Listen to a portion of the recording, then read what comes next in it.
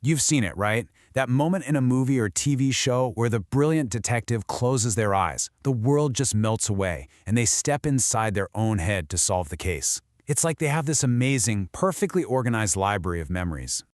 They always give it a cool name too. The most famous one, of course, is the Mind Palace. You see it in shows like Sherlock, and it looks like this incredible, almost magical superpower, right? Every single clue, every fact, filed away perfectly, ready to be pulled out at a moment's notice. So is that all it is? Just a clever storytelling trick for television? A fun way to show us that a character is a genius? Well, what if I told you the truth is way more dramatic and a whole lot more real? This technique isn't some new idea made up for Hollywood. Its roots go back 2.5 millennia to a single terrible catastrophe in ancient Greece. So let's go back. We're in the 5th century BCE, and our story is about a Greek poet named Simonides of Chios. And it doesn't start with some brilliant discovery, but with an absolute disaster. So Simonides is at this big, fancy banquet.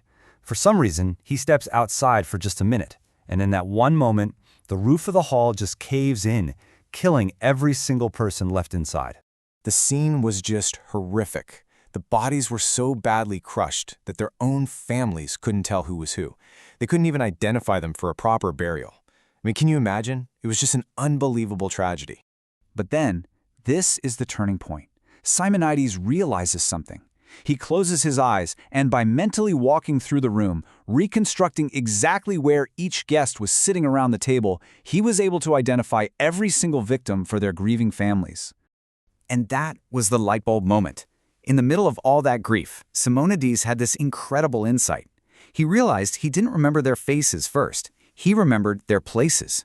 He figured out that our memory for spaces is incredibly powerful, and you can use it like a mental filing cabinet to store other stuff. This discovery, born from tragedy, became known as the method of loci. So, how do you actually do it? It's pretty straightforward, really. First, you picture a place you know like the back of your hand, say your own house. Second, you map out a very specific route, like from the front door to the back door. Third, and this is the fun part, you create these crazy, vivid, maybe even ridiculous images of the things you want to remember, and you place them along that route. Then, to remember everything, you just take a mental stroll and look at all the bizarre things you left there. So you see, you're not just trying to remember a boring list. You're actually navigating a space. Your front door, your couch, the kitchen table, each spot becomes a hook where you can hang a memory. It's a much more active process. And this technique quickly became way more than just a neat party trick. In the classical world, it turned into an absolutely essential tool for some of the most powerful people of the time. Think about it.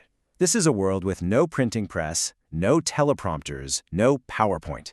How on earth did you deliver a complex, hours-long speech from memory? Well, Roman orators, like the famous Cicero, they mastered the method of loci. They would mentally place parts of their speech in different rooms of a building, and then, to deliver it, they'd just take a mental walk from room to room. And what's just mind-blowing is how long this thing has stuck around. It starts way back in ancient Greece with Simonides. Then it gets perfected in the Roman era for delivering speeches. It has this huge comeback during the Renaissance for scholars and philosophers. And that brings us all the way to today, where it's become a tool for elite mental athletes. So let's jump to the modern era, because this ancient tool has found a new life as this secret weapon for a totally new kind of competitor, the memory athlete. Now, the technique is basically the same, but the goal has totally shifted. For an ancient orator like Cicero, it was all about building a logical argument. For a modern memory champion, it's about raw data, memorizing things like shuffled decks of cards or insane strings of numbers as fast as humanly possible. So how powerful are we talking here?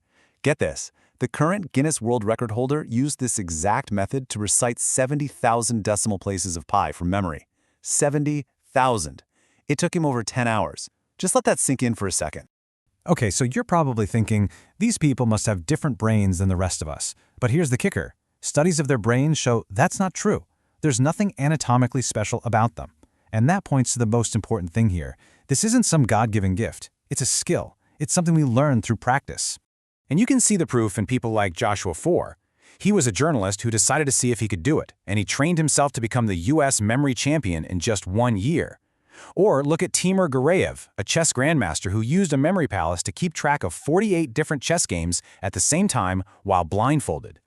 So all this history, all these unbelievable feats of memory, it all really leads back to one very personal idea. This story isn't just about them. It's about a potential that's probably lying dormant inside all of us. Why is this technique so incredibly effective? Well, it's basically a life hack that taps right into our brain's original software.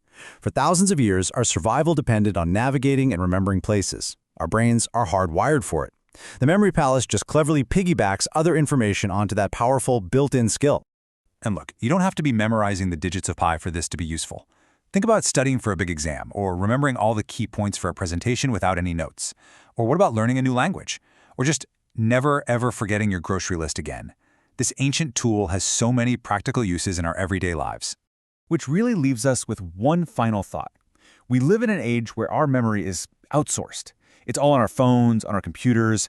But what if the most powerful, the most creative, and the most flexible memory tool we'll ever have has been right inside our own heads this whole time, just waiting for us to find it again?